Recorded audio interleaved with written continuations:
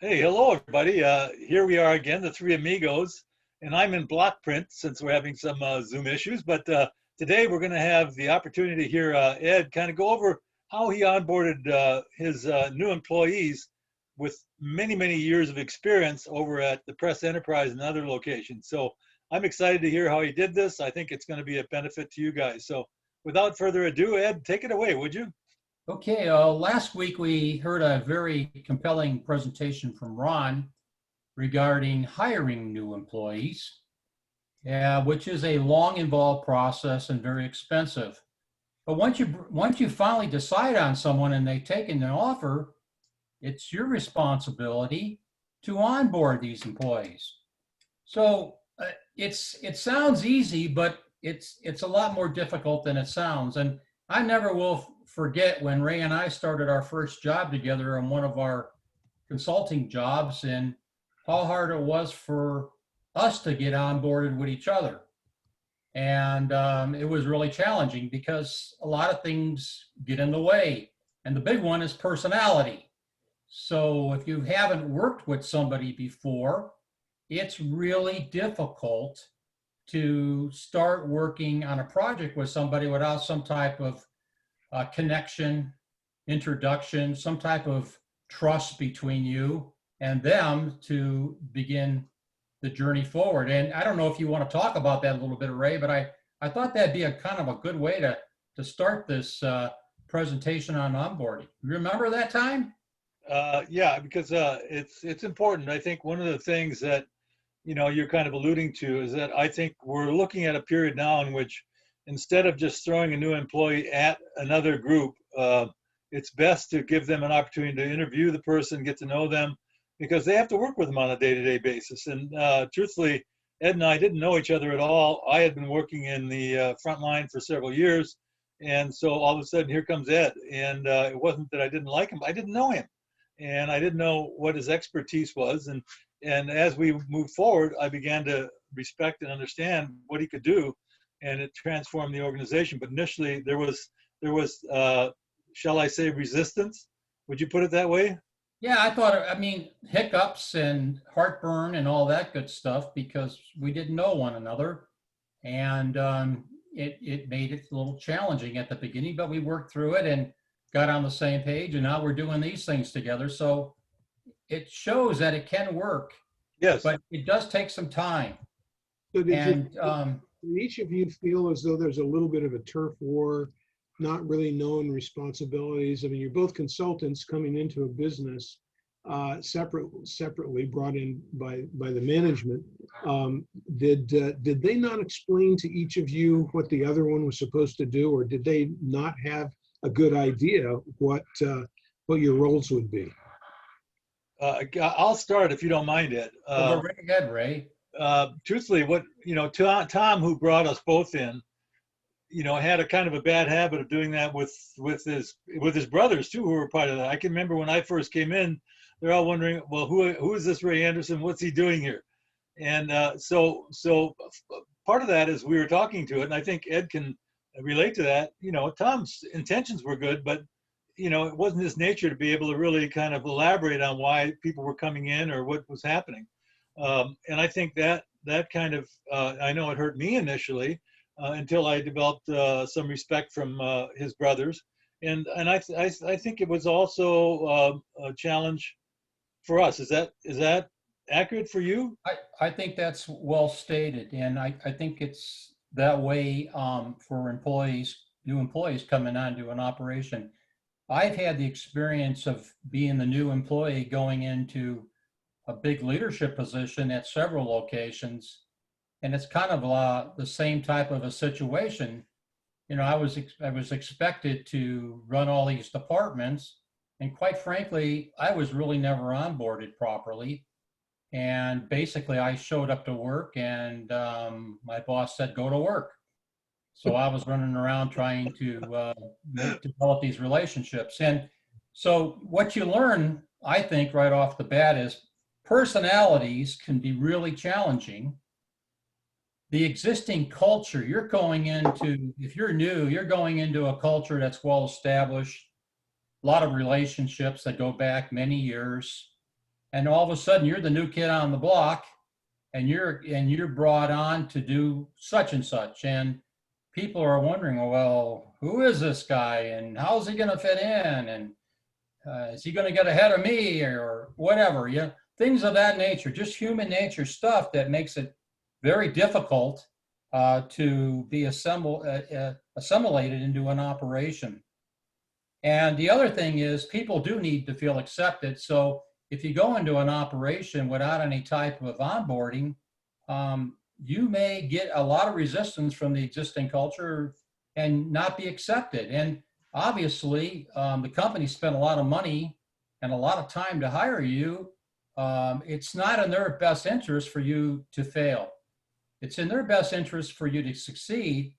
And someone's got to take an active ownership role to help make this thing happen. It's just not magic. It just doesn't happen overnight. It's also an opportunity for the company to learn more about its culture, learn more about what it does well and what it doesn't do well, and an opportunity to learn about the new applicant that's coming on board. And as we all know, it all takes people working together with a common goal to optimize performance and productivity. And to me, that's where it starts and ends. You've got to focus on the job at hand. So I would like to make another point here, if I can change the slide. Yeah, there's all kinds of positions that are onboarded. We're kind of, I think at the beginning of this thing, we were talking about maybe white collar leadership positions, but there's positions in white collar positions in finance, accounting, IT, sales and marketing, management and executives. That's all one group that really makes a difference. But the blue collar is completely different. And you have to take that in consideration. You can't view blue collar through the same lens as white collar. They're just two different cultures in a lot of times. But it's really important that we work together and to accomplish goals and objectives. So I would just keep in mind, though, there is a difference between blue collar, and don't try to force them into a white collar world, because it doesn't work that way. So anyway, I wanted to move on from there. Any comments regarding these different types of positions, guys? Because they're all important to the company. Well, they're clearly always all important, absolutely. And I think I'll just sort of jump on your shoulders, what you've already talked about, and draw the correlation between blue collar and white collar. And that is that a lot of times blue collar, even if you have a good onboarding, they know who their supervisor is, who they're going to listen to, and then they might learn who that supervisor's boss is. But they very oftentimes are not filled in on who the new white collar people are. And so you suddenly have some guy, maybe an accounting person who's doing job costing out on the factory floor. And all of a sudden this person's walking around asking questions, and, talk about having a serious resentment problem, is that a person is living in their own space, 8 hours a day, and all of a sudden some guy comes up, maybe even wearing a suit and a tie, make the interaction even potentially worse.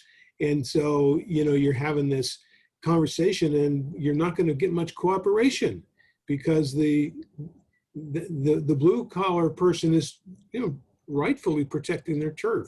We'd all do the same thing. It's like, hey, I do this day in and day out. Who are you? So it can happen across the lines from management, to the floor.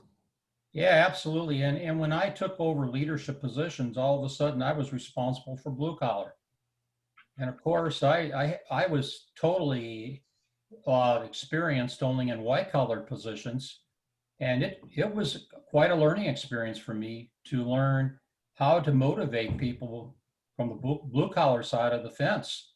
It's completely different. And a lot of times you think certain things should be happening a certain way from a white collar position. You find out from a blue collar position, it's a disaster.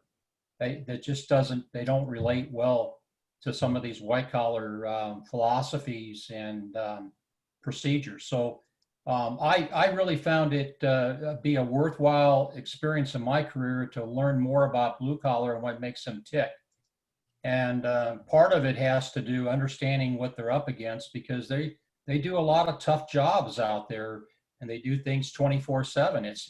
It's a different environment, and it comes down to you have to gain their trust, and I think that's a big part of onboarding anybody, is gaining trust. So I'd like to talk next about 4 different steps. If I can, I was going to make an example that you two are familiar with, but a year ago, there was a situation in which we were working with an executive team, and they had let somebody go, and we were going to bring him back as a kind of a part-time help. And that didn't go over well at all, for the very reasons that Ron was talking about, because everybody said, well, what's going on here?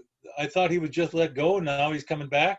So you're absolutely right, Ron, when you're saying without really being clear as to what the purpose is and letting people know, you can really create a lot of distrust in a short amount of time. Yeah. So I'd like to propose 4 steps that I find very useful for onboarding new employees that I've learned throughout my career at probably 4 or 5 different locations throughout the United States where I've done business.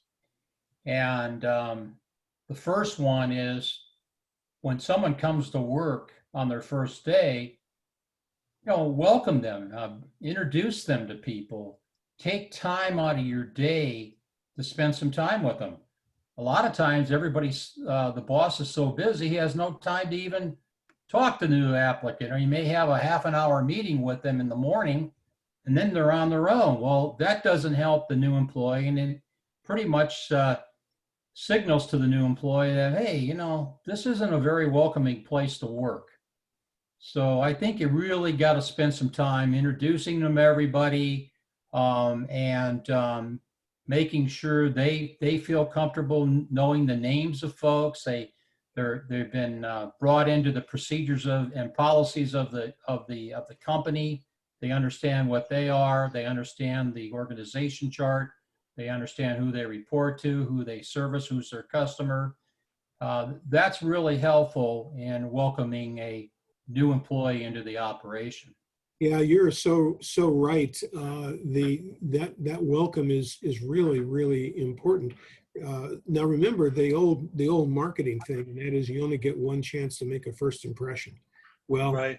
Turns out that's true, and you can set an entire career askew simply by doing the wrong things on the very first day, in the very first hour. I mean, it's almost like you need to celebrate these folks. They come in, they need to be welcomed. They need to go through all the processes and really make them comfortable. They need to be treated like first-time guests, and then let them kind of settle in on what it's like, and then they're feeling a whole lot different than if you just let them come on in and kind of, okay, there you go. Here's where you're going to work. Get started. That's a bad start off. And to compound that, all you do is you have them do administrative stuff, right? Here, you got to fill out this paperwork, you got to fill out this paperwork, but never telling them, boy, this is a really exciting place to work. We're going to share with you some of the people that you'll be working with. They're looking forward to seeing you because they've heard you're coming. That makes an enormous difference for a person feel like they're a part of the team as opposed to a throw on. Yeah, absolutely. Well said. All common sense stuff, but sometimes it just doesn't happen. And the reason why it doesn't happen, people are busy doing their daily jobs, and they're trying to get through, and they just don't have any time to spend with this new employee. And that's not an acceptable reason not to, that's for sure. You're going to spend the money, you're going to spend the time to hire someone, take the time to introduce them to everyone, and let everybody in the company know that this is a valued new employee. And what they're going to be doing and how they're going to have to work with others in the company to get things done. Right. I think the second step is extremely important also, and that's where you really review their performance expectations and details so that they understand what they have to accomplish, what their deadlines are, and what processes and procedures they need to take in effect to get things done. And you're going to be asking them for results at a certain point in time, and they need to be ready. And if they're a little late, maybe they need to signal that to you so you understand why. And that comes down to communication. And that gets into my third step, which is engagement. And the sooner you engage people, the better, and get them focused on what they need to do and the importance of what they're doing for the company, and how we can measure productivity and performance based upon what they're there to do. And what I like to do is I really like the one-on-one meetings that they could have with their supervisor. It can be weekly, it can be maybe once every 2 weeks, but I think that's a great way to sit down and talk about the goals and objectives, the performance expectations, and some of the problems that they're running up against, and some of the improvements that they see that could be made in the operation. So that really gets them off to a good start. They're focused, they got a good relationship with their boss. There's a dialogue between the two, not a one-way communication. So I think that's really helpful to the process. I think also is being involved in a weekly or bi-weekly staff meeting with the other key guys in the department is very important, because they see how they all have to work together to get things done. And it's not who you like, it's what you got to do together to get things done for the company's benefit. And the third thing is really important if you can do it, and that is have team projects right off the bat. Get them used to working with one another. Okay, maybe assign three people along with the new staff member and say, okay, I want you to look at this and give me a report back in 3 to 4 weeks and tell me what we can do to improve. And that gets... Ed, I have a question for you. Yeah. This is really a nice process. Because you had kind of differentiated executive or leadership from frontline, did you use the same process at the front line, or was it different there? Well, it's on the front line, it's more, when they have meetings, it's more daily. They're rubbing up to once to each other on a daily basis. Let's say they're running a machine. Every day they're running that machine. So they're spending a lot of quality time together. Whereas if you're in a management position, it's a little bit different. You don't have that time, that opportunity to work together as frequently as other departments would. So it really does depend upon the job function and the department that you're working in. But the key is to get that communication going and get off the personal stuff. Everybody's got different personalities. Don't focus on the personalities. Focus on how you guys could work together to make significant accomplishments for the company. And the team project really seems to work. It just breaks down all the barriers and gets people in the same position in trying to figure out what they can do to improve operations for the company. So you would actually have a new person participate in a new program specifically to get them involved with the other folks, say, on a project. Yeah, I really think it works. It doesn't have to be a real big project. It can be a small project, you know. Yeah, it's a really good idea, I think. Yeah, bringing people together, and again, it gets everybody on the same team, and it's teamwork. So you welcome them. You have meetings with them on their performance. They understand their performance. They understand the policies of the company. You've asked them for input on how to improve things. But at a point in time, I really think it's really good to have a 90-day performance review. Yeah. And I think it's kind of a probationary measure. Mm-hmm. How do you like the company? How well you like the applicant? What areas is he doing or is she doing well in, and which areas are we struggling in, and how we can achieve better results? And sometimes it's just people just don't, I think it's more of a personality thing than anything else. They don't mesh with the others in the company. And then you got to make a tough decision. How do you get people to work together? Sometimes, personality conflicts, I can give you a lot of examples where personalities really became a negative thing and it went on forever and people just couldn't get over it.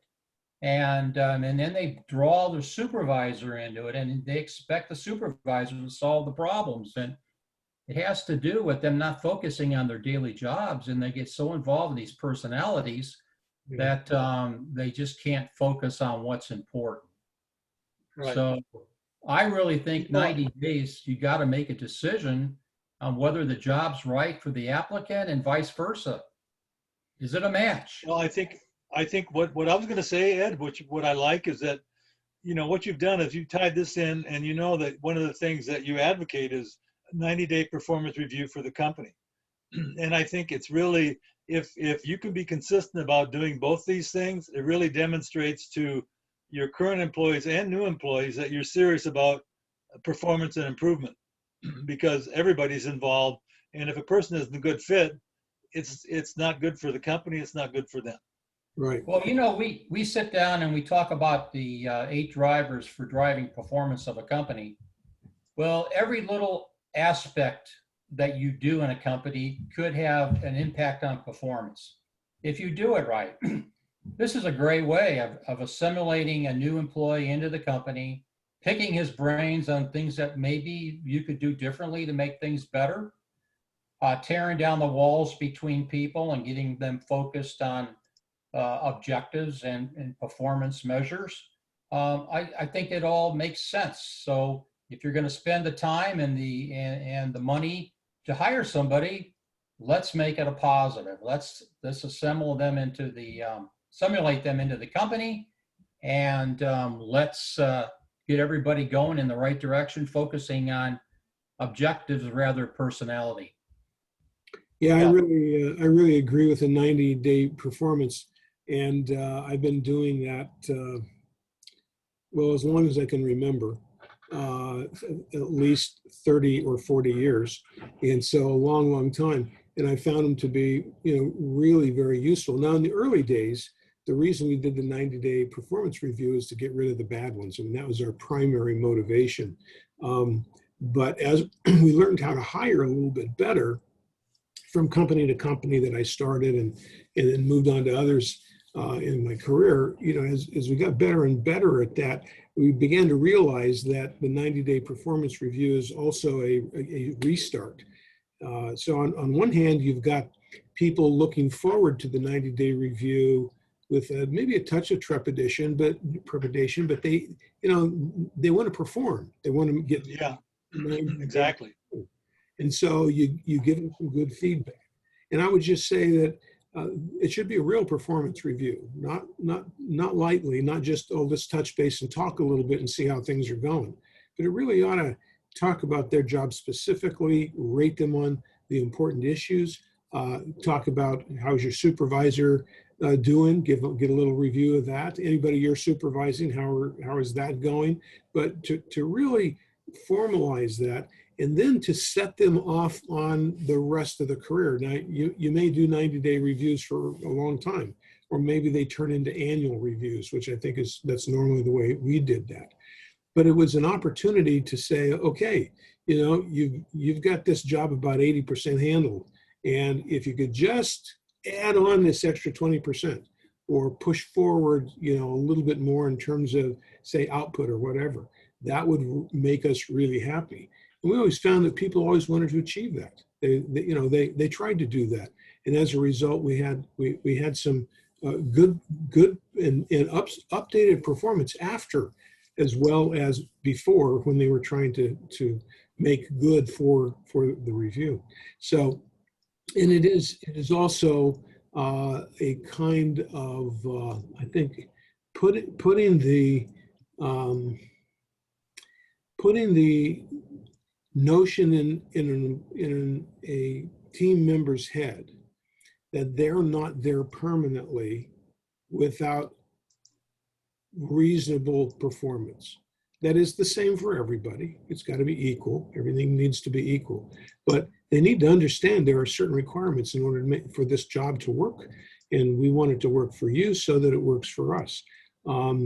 It's so easy for people to simply assume that their job is to put something through the machine or to fix something, when there are the other intangibles of getting along with other people and having reasonable interactions with other people, maybe smiling and being uplifting a little bit, just to make the whole experience a little more fun for everybody. So yeah, I think that's a really key and integral part of it. A lot of companies don't see this as a priority. They just don't get it done. And it's a shame because it's so easy to do. And it makes such a difference. Yeah, It sure. does. And these the problem with smaller companies, they don't really have a lot of time for meetings. So trying to find some meeting time, and a lot of times it's very difficult. And a lot of times it's not really recognized as an important aspect of a company. Right. I've been involved with some pretty big companies that they just didn't believe in that. They didn't hardly have any meetings at all. Yeah. Well, and as a point of reference, Ed, you and I both know that one of the clients we shared together, they had a meeting every day. Every morning before they got started, they would sit down and say, where are you going? What's going on? Does anybody need anything? Any equipment failures? And, it was part of what led to the productivity that increased their bottom line by 8 times. So to me, what some people think of as they don't have time for, the truth is, isn't it amazing? We never have time to do it right, but we always find time to do it over, which is really a waste of resources. And that happens all too frequently when companies don't communicate regularly, like you're suggesting. Well, go ahead, Ron. Yeah, I think that it is true.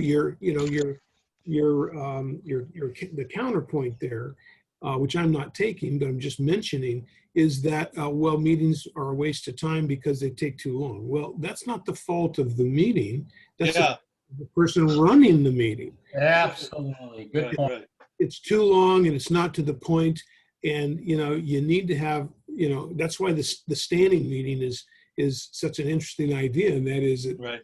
You don't get comfortable sitting around the table, drinking coffee. Now you can stand long enough to have a cup of coffee, cut it off, and then get out and get to work. And there's not a problem with taking a little pause, but the pause shouldn't be 2 hours. Right. These 90-day performance reviews, when we got a little sloppy, they might get to an hour, but they should be 20 minutes. Right. And so, I always tried to make the time to do it as the owner of a business. And I'm talking about, from over the years from, 5 to 25, 30 people. But you know what? When the owner takes the time to sit down and spend 20, 30, 40 minutes with you, that's a big impact. Now, if in fact they work for, say, a manager, then the manager should do that. The owner shouldn't necessarily do it, but it needs to happen because the employee feels like they're valuable, and they are valuable. Today, with the wages and the benefits, employees are very, very valuable to businesses. You just can't have a bunch of people standing around anymore. They're all too expensive. Well, I also think, Ron, you brought up a good point about the performance review, how important that is. But in addition to that, I think the ongoing conversations that can be learned from the one-on-one conversations, because when you get to the 90-day performance review, there really shouldn't be any surprises. This should be stuff you'd be talking about during the 90 days. So you don't come into somebody's office and say, well, you didn't do this, you didn't do that, you didn't do this. Yeah, exactly. Yeah, well, why didn't you tell me, for God's sakes? We've been meeting every week. Now all of a sudden it's a big surprise. And I think that happens sometimes because people they can't be as honest as they need to be. They can tell people what they do well, but they can't talk about some of the things that they can't. And that's exactly right. Talk about both. Well, I can give you a horror story as to the value of communicating with your front line and training them appropriately. I was working with a client many years ago that was doing about $80 million a year in aerosol products, principally for the high-end hairsprays that salons use. And they were spending upwards of $500,000 a year on liquid waste, because the liquid waste would be gathered here and then literally have to be sent from California all the way to the East Coast because they couldn't incinerate it any place in the area. So what we discovered is I had an engineer working on the floor, and they were trying to figure out there was roughly 500 gallons a week that they couldn't quite understand, because they knew how much water was going through the lines when they were flushing them. They knew how much material was going through the line. And my engineer came up and he says, "Hey, I think I found the problem." And so I said, "Well, enlighten me." And he said, "They're taking the wash water, the buckets from mopping the floor, and they're throwing it in the liquid waste." And I said, "Are you serious?" He said, "Yeah." And then of course we told the plant manager. He said, "There's no way they're doing that. There's no way." Well, lo and behold, we walked out and there's Jose saying, "Oh, Mr. Jim, how are you?" as he dumped the water into the liquid waste. That one thing saved them $250,000 a year. It was because they didn't communicate and they hadn't trained them as to the importance of what had to be done.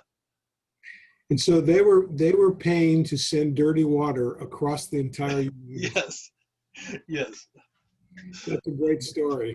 Well, I guess it's a great example of the things you can find out in these processes if you treat them with respect and the proper review that is necessary for learning on both sides. Because even when you have your one-on-one, you're not only looking at the applicant, but he's giving you feedback on yourself.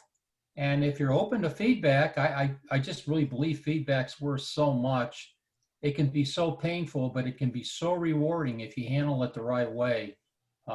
Just like what Ray and I went through when we started working together on a client. I mean, some of the feedback we got about each other from each other wasn't all positive, but I think we took it in a positive manner and tried to improve so that we had a better working relationship and we did a much better job supporting the client. Yeah. And I think that can be applied in a business situation as well as an employee and an employer. So I'd like to absolutely move on to, those are the 4 steps, but here are some of the planned items that can help onboard an employee. And the first one is to assign a coach or a supervisor, somebody where it's a safe zone for honest and transparent dialogue back and forth.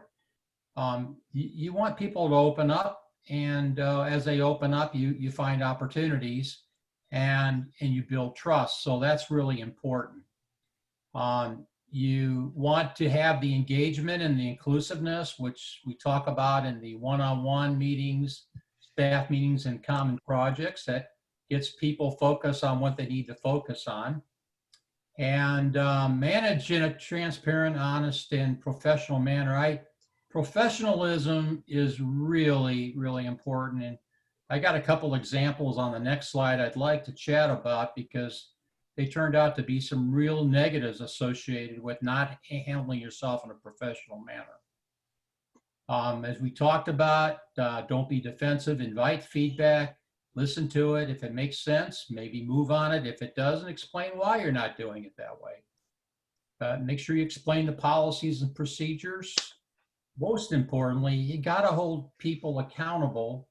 You can't have people that that others think that you like better, that you have favorites. That's not good to this process. Diffuse personality conflicts as soon as possible. Don't let them linger. And if people can't get along, you got to get rid of both. That's kind of the way it is. Yeah. You have to get along whether you like each other or not. You're in business for the company's well-being, and you gotta act in a professional, productive manner. And then we talked about obviously the 90-day probationary period. On to the next slide. I think there's some really good bullet points here, and acting in a professional manner. And doesn't matter how many times you talk about these things and how much sense they make, people still make stupid mistakes because they get off business and they interject what they think is funny or what they think is important to them, and it really causes problems, or they can't handle their emotions. And I think respect at all times is really critical. And jokes, I'm telling you, there is no joke that is funny to everyone. And you gotta be somewhat crazy to come up with jokes, because a lot of times people get really upset with them, and they'll never forget it. And it'll come up 3 years from now. I've had so many situations like this. Well, this guy said this joke, and I didn't think it was funny, and I didn't think it was appropriate. He said it 5 years ago. Yeah, yeah, I agree, Ed. Yeah, and and this is a great example. President Obama got elected to office. He was the first Afro-American ever elected president. And one supervisor in our unit put something political on the door. And boy, that was the dumbest thing I have ever heard of in my life. I went down and pulled it off her door because it was just inappropriate. It's not something that's going to bring people together for the benefit of the company. It just causes a lot of problems. And it's gotten much worse over the last few years, and people are becoming hypersensitive. You know, when the comedians are complaining about backlash, when it's their job to do jokes, and a lot of them say it's their job to offend everybody. But yeah, it's getting to the point to where it can really be a problem, and trying to keep that out of a business is a benefit to everyone. Yeah, it's really critical. But also, you've heard stories. I might add, in the same vein, policies about professionalism should extend to social media and networks.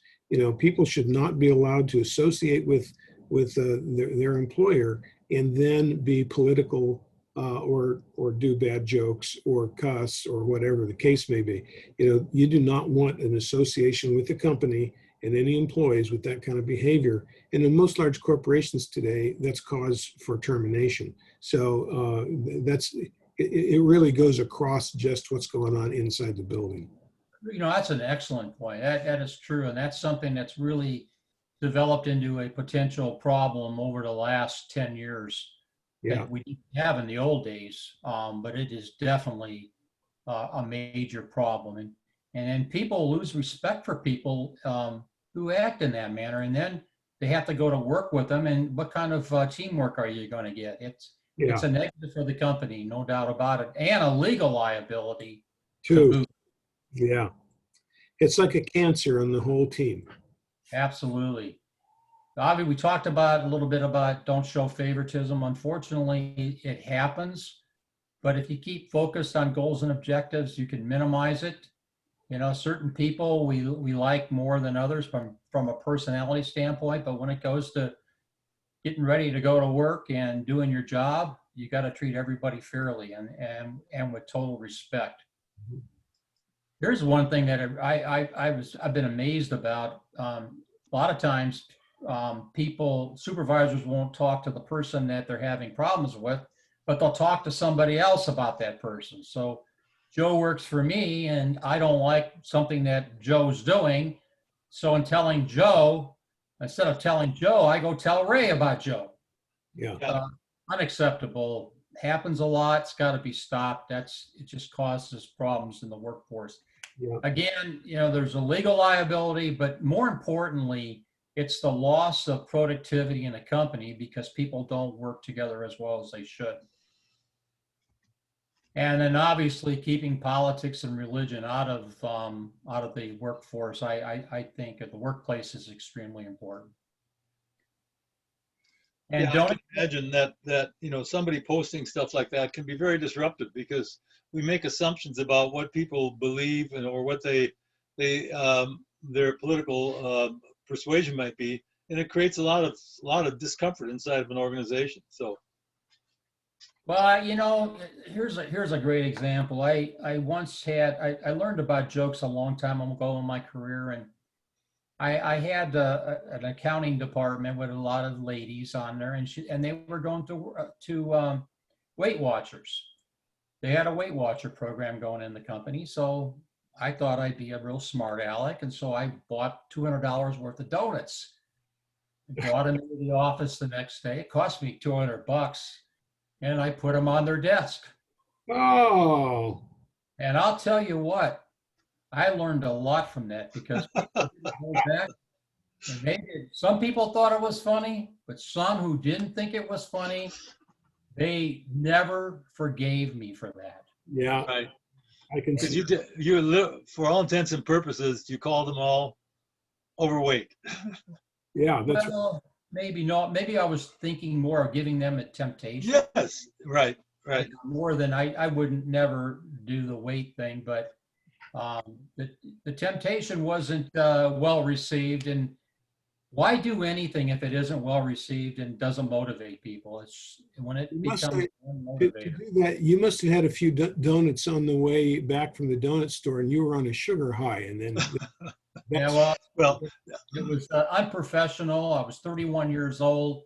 oh, well, you were young and on a sugar high, so there you go. Yeah, I wasn't well seasoned, and I wasn't didn't have the challenges I had later on in my career, where you just can't afford to do these things. They'll kill your career. reputation, and it'll cost you your job. Yeah. I had a gentleman who was outstanding, who worked for me, who created tons of revenue. New revenue stuff. He did stuff that I haven't seen anybody else do. And he was a risky hire because he came from a different background, a different culture, and he had a different personality. So I thought it would work. But the bottom line is, even after repeated meetings with the gentleman over how to treat his employees, he would be abusive to them. It was just part of his nature. So he would go to them and he would say, I'm reprimanding you, and don't tell Ed. Well, I had a really well thought of employee come into my office in tears. He's a grown man. He was 50 years old, in tears over this guy. And we made the decision that day. We just couldn't continue working together because he couldn't control that part of him. Well, Anyway. Well, and I wanted to say, Ed, I think it's humble of you to tell us about this experience with the Weight Watchers, because we've all had those experiences either in our marriages or at work, in which we let our good sense get the best of us and do something that we regret. Unfortunately, as you said, as you matured, you became better and better about that. But that's part of what we're trying to discuss in terms of leadership. And the more people see this, they the smart ones will avoid it, and the other ones, like the one you just mentioned, won't, and they'll find themselves looking for another job again. Absolutely. And the last item, number 4 on the list, it's worth talking about also, and that I once took a job, and it was a CFO position, and I got the skinny on everybody that was going to be reporting to me, which, by the way, was all off kilter. Not one of the evaluations was proper. It was all based upon personality rather than performance. But there was one gentleman who came out number 1 from everybody. Everybody loved him. He was the best guy in the finance department. So he has some pretty good credentials there, and he had some good, very effective people, senior people, saying he's outstanding. But after spending some time with him, it was always somebody else in the department that was screwing up, and it was never him.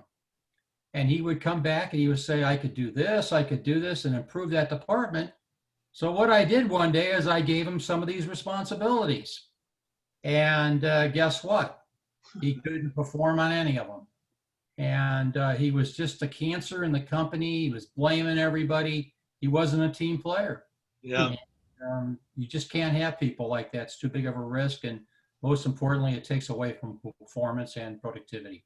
You know, one of the things I wanted to say, Ed, and every good executive I've had the pleasure of working for has been humble enough to say, you know, I had at least one person that I should have gotten rid of, and everybody told me, but it took me too long to figure that out.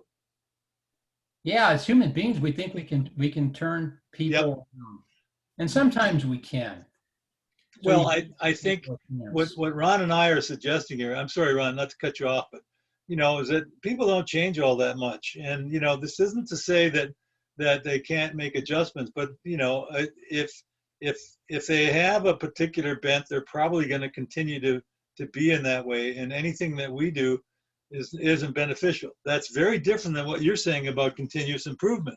You know, you want them to change in those ways, but if you want them to change some personality predilection they have, that's unlikely. Would you agree, Ron?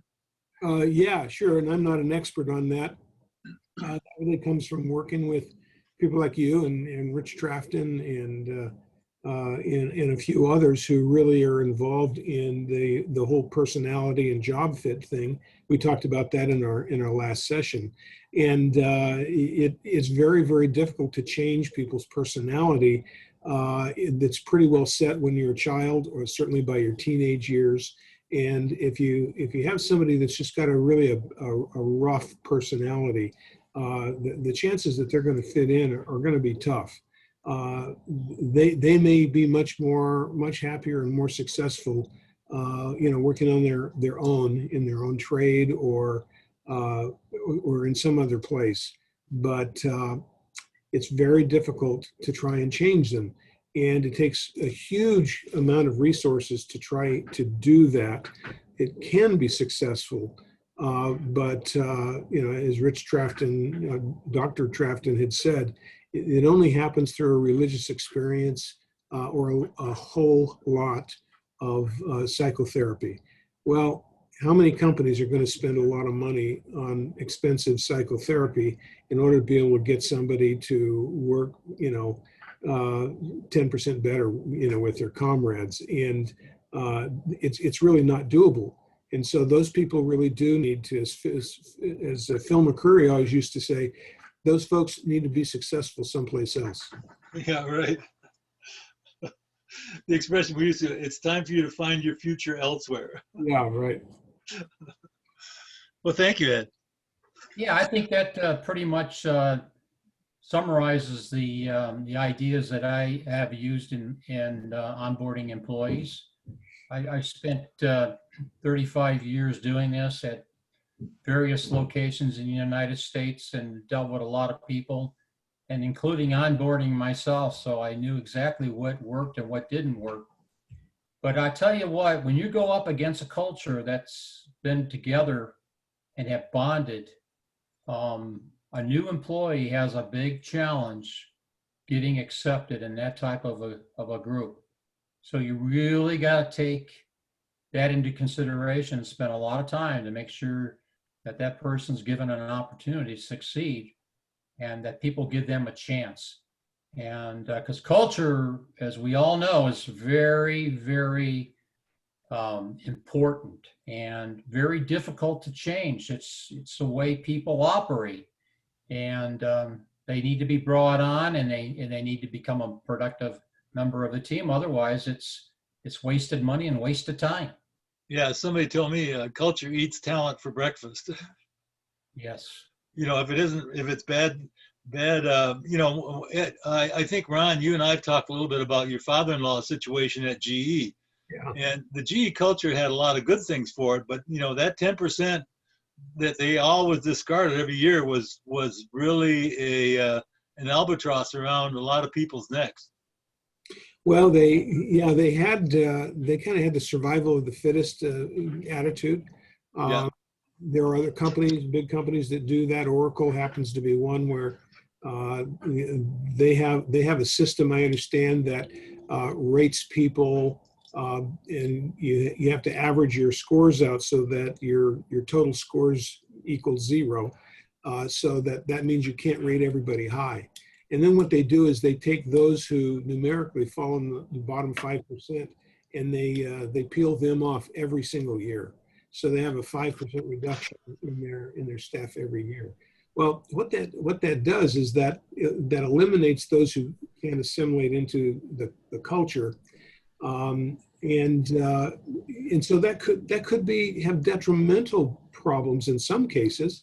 But it also means that if you're looking for performance and you have a good performance measure that is fair based on company goals, that you end up having a lot of people working a little harder in order to make sure that they're not that 5%.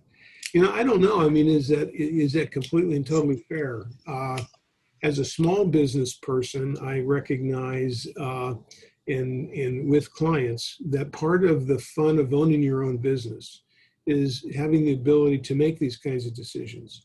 And usually I have found, and I'm sure you guys have too, that there's a lot of sympathy and empathy among small business owners, and they don't tend to fire people easily. They also do it begrudgingly, and they do it because they just don't like the feeling of firing people. And I wish I had $10 for every time business owners would tell me that the worst day they've ever had is when they had to fire somebody. And it's really true. That weighs very heavily on business owners. It is not fun. Nobody likes to do it. But there is a place of no return where you have to finally say, if I don't weed these people out who just don't fit, then I'm going to actually hurt the performance of everyone else, because those who perform well don't want to work beside someone that is performing poorly, knowing that they probably make the same amount of money. That can disenchant the rest of your organization. Talk about a culture change. When everybody feels like it's not fair and the people who don't work make just as much money, you will have a downward culture change pretty quickly in that organization. And I've worked with a few like that. And so, small business people want a certain amount of freedom. They don't like to fire people. They give an awful lot of latitude, especially to good long-term employees. They'll do almost anything, and many times to keep their good employees. And many times they'll do things that the employee never understands that they have done for the employee. But you can't let it go too far. You have to figure out a way to weed out. And remember, for everyone you don't weed out, that's a good employee that you can't hire. Yeah, and I think I don't know if you guys have experienced this, but when there is an employee that's a drag on everybody else, everybody's waiting for us as a leader to make a decision. When we don't, it reflects badly on us. Have you experienced that, Ed? You couldn't say it any better than what you said it. That's very, very true. They wonder why we accept poor performance, and it grades on them that we can't take action to get rid of those people that aren't doing their job. Because another way of looking at it, if someone's not rowing the boat in the right direction at the right speed, everybody else has to row harder. Yeah. And people, and as Ron said, if you look at the pay being at the same, they're saying, this guy isn't cutting it. He needs to go. Why can't somebody make a decision? Why can't someone be bold enough to hold him accountable? And I think the bottom line to all this is that we don't do a good enough job of holding people accountable, including ourselves at times. Mm-hmm. Yeah. Accountability is extremely important. Isn't that really probably a big part of the reason why setting goals is important? It's many times it's not, the goals are not necessarily for, say, the salespeople to meet a certain percentage. The goals are really also for the company, the supervisors, the owners, to hold themselves accountable to something. So that it's, you know, if you say, okay, we've got this initiative and we want to accomplish these following things. Well, you get more performance if you set those goals and try to work towards them than if you don't. And owners of independent companies have often been guilty of not setting goals and just kind of going along. They've received a certain amount of success in life, and they believe that they're benevolent by letting some of their employees get by with things. Their other employees now are upset with them. And then the owner doesn't push forward and try and make everything better for everyone. And so this is sort of counter to that idea. You know, Ray, you and I kind of, you know, had discussions about owners and what they should be doing. And, you know, I've many times taken the side and they own the business, they can do what they want. Okay, yes, they can. However, they could destroy their culture and imperil their business by doing exactly what they want. Exactly. Yeah, very good point. To that point. Brings up another point, and the value of a good chief financial officer is the ability to measure these results on an ongoing basis so that everybody understands how well they're performing.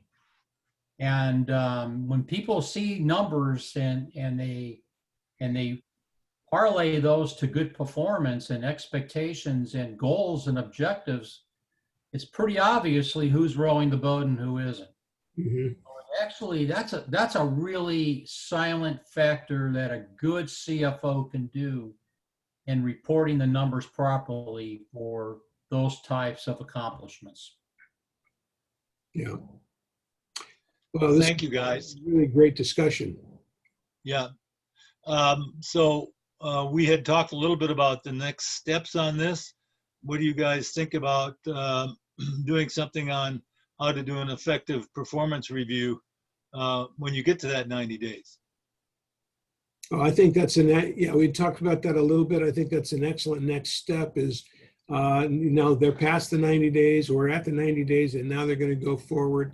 What are the good ways to actually incentivize and measure that performance? I think that's an excellent topic. Sounds good. Okay. Well, thank you, guys. I'm sorry I couldn't see you. I mean, I can see you, but you couldn't see me. I guess that's the way it goes. Ed, you did a great job. Thank you for all your insights. My hope is that there will be lots of people to watch this because I think they could have benefited from it tremendously as they move forward with their teams. Right. And let me just remind everybody to subscribe to our channel and hit the little bell so you can get notifications. We generally put up a new video about every week. And so that'll make sure you don't miss any. So thank you. We'll see you next week.